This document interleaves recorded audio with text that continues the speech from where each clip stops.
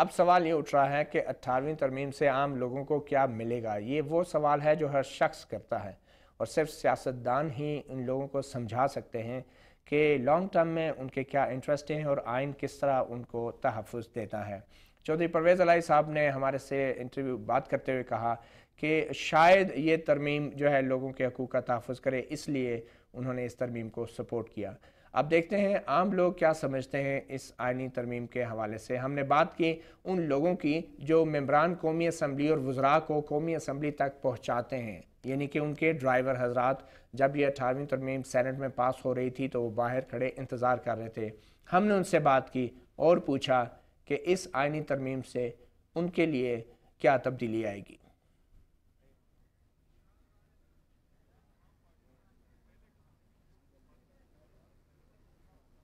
ये आप देख रहे हैं ड्राइवर हजरात जो बाहर धूप में खड़े इंतज़ार कर रहे हैं अपने मुंतखब अरकान असम्बली का, और वो भी तरमीम के हवाले से शायद बहस मुबाहिसा कर रहे हैं इस उम्मीद के साथ।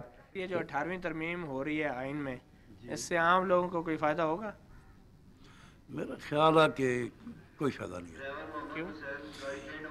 इनको गुर्बत पर, महंगाई पर, बिजली की लोड शेडिंग और दीगर मिसाइल इन पर तवज्जो देनी चाहिए। ये एक 18वीं तरमीम को लेकर बैठ गए हैं बिल्कुल। तो ये सदर और वज़ीर-ए-आज़म के इख्तियारात की बात हो रही है ना, ये भी ज़रूरी नहीं है चीज़ें? हाँ, तो ये तो सदर और वज़ीर-ए-आज़म की जो इख्तियारात की बात हो रही है, ज़रूरी तो है, लेकिन ये कभी किसी ने ये सोचा कि भाई ये गरीब क्या कर रहे हैं, क्या खा रहे हैं, इनको क्या तनख्वाह मिल रही है।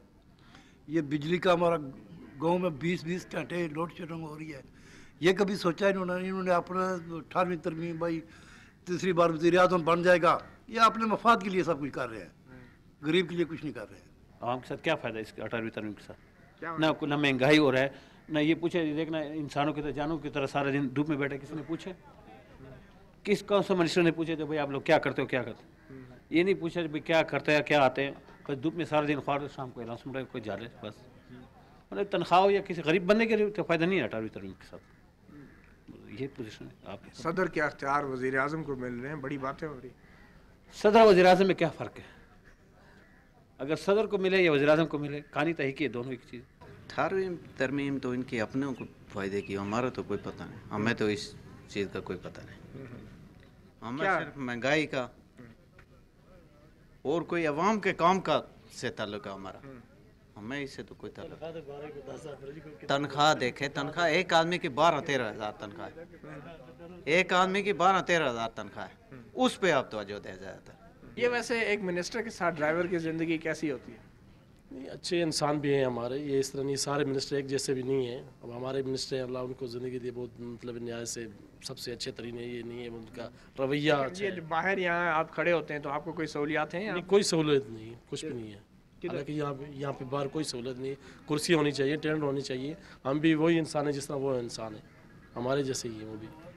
हमारे जैसे ही हैं ये मिनिस्टर हजरात और अरकान कौमी असम्बली। ये वो लोग थे कि जो ड्राइव करके अरकान असम्बली को असम्बली के इजलास के लिए लाते हैं और वज़रा को भी। और जमहूरियत में ये फ़ायदा है कि ये भी अपने मन की बात कहते हैं बग़ैर किसी खौफ के। अब देखना ये है इस सच बात को या मन की बात कहने की कोई सज़ा तो इनको नहीं मिलेगी, ये वक्त ही बताएगा।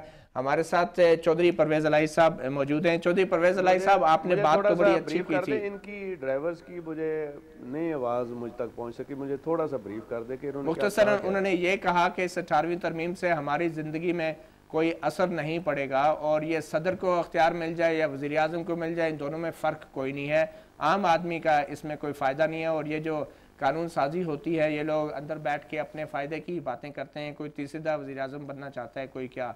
तो चौधरी साहब, मेरा सवाल आपसे ये है कि आप कह रहे हैं कि 18वीं तरमीम से शायद आपने इसलिए सपोर्ट किया कि शायद अवाम का भला हो, तो सवाल ये है चौधरी साहब कि क्या जब 17वीं तरमीम आपने लाई थी तो उस वक्त आपको यकीन था कि अवाम का भला हो जाएगा? देखिए, मैं तो ये बात कह रहा हूँ कि जो आम आदमी इस वक्त सोच रहा है और जिसकी अक्कासी अभी आपके सामने आ गई है, और पहले तो इन ड्राइवर्स की जो नौकरियाँ वो तो इंश्योर कराए ना, बेचारे जाते ही फारग ना हो जाएं। मगर आपको पता है कि तो दूसरी बात ये है कि जहाँ तक 17वीं तरमीम या 18वीं तरमीम 19वीं तरमीम से बिल्कुल लोगों को इंटरेस्ट नहीं है। लोग देखना चाहते हैं हुकूमत की परफॉर्मेंस ऑन ग्राउंड, वो है कि नहीं है, और हमारे दौर में वो हुई है, हमारे दौर में हुई है, इसलिए मैं कह रहा हूँ। आपने बड़ी अच्छी बात की, आपने बड़ी अच्छी बात की कि 17वीं तरमीम 18वीं तरमीम से लोगों को इंटरेस्ट नहीं है। ये जब आपने 17वीं तरमीम लाए थे आप, तो उसमें भी आपका कोई खास इंटरेस्ट नहीं था? अगर हम उसमें परफॉर्म ना कर सकते तो फिर उसका भी कोई फ़ायदा ना होता, और उसमें परफॉर्मेंस आपने खुद देखी है, लोगों ने देखी है। अब तो लोग मुआवजा कर रहे हैं हमारे दौर का और मौजूदा दौर का, चाहे वो लॉ एंड ऑर्डर की सिचुएशन के हवाले से हो, जो क्राइम जो बढ़ा है 40% तो मैं कह सकता हूँ पंजाब में बढ़ा है। इसी तरह महंगाई है, वो आप अंदाज़ा नहीं कर सकते कि जिस तरह बढ़ी है। लोड शेडिंग जिस तरह बढ़ी है उसका भी कोई हल नहीं। चौधरी साहब, एक मुवाजना तो लोगों ने 18 फरवरी के इंतखाबात में कर दिया था, वो हो गया नहीं, अब मुस्तरद किया था।